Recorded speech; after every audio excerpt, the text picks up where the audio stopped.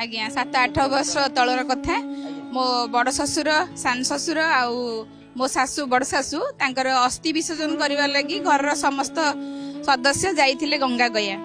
तो गंगा गया रे भल से विसर्जन करिकी फेरिला परे समस्ते गाँ को पलैथिले। गाँ रे गोटे भोजी दिया बोली आउ बड़ भाई और मो हजबैंड सी आसते पुरी जगन्नाथ को दर्शन सारिकी फेरिला बेलू गोटे एक्सीडेंट होता। तो आंठू खंडिया हेबा सहित कांध होइका भी खंडिया हो जाइथिला। तापर से मेडिकल जाई ट्रीटमेंट होइथिले भल हो जाइथिले किंतु 8 दिन पर तांको आंठूटा फुलिला। तो स्कानिंग कलार जणा पड़ला जे सेटा गोटे शिर मकची जाइछि। मु भगवान को पाखरे मो घरे जो ठाकुर अछंती तांको पाखरे मो कानीपाती की भगवान को जणैली मो प्रभु से घर को एकुटिया आमे 3 जण 4 जण लोक तांको ऊपर भरोसा करू। तांकर जदि किछि प्रॉब्लम हे गेला तले आमे चलिबु केमति तमे ही रक्षा करिवो।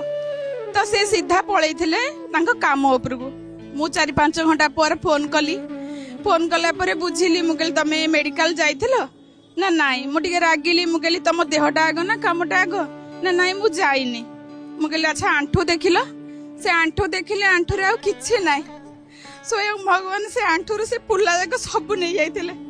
तापर मोर विश्वास हेलानी मु ओडी जे तांका हेल्पर थिले मु कहली देला सेठी जे पिला अछंती तांको पचारिबी तांको पचारि के बुझिली से भी कहले नै तांका आंठू रे किछि नाई।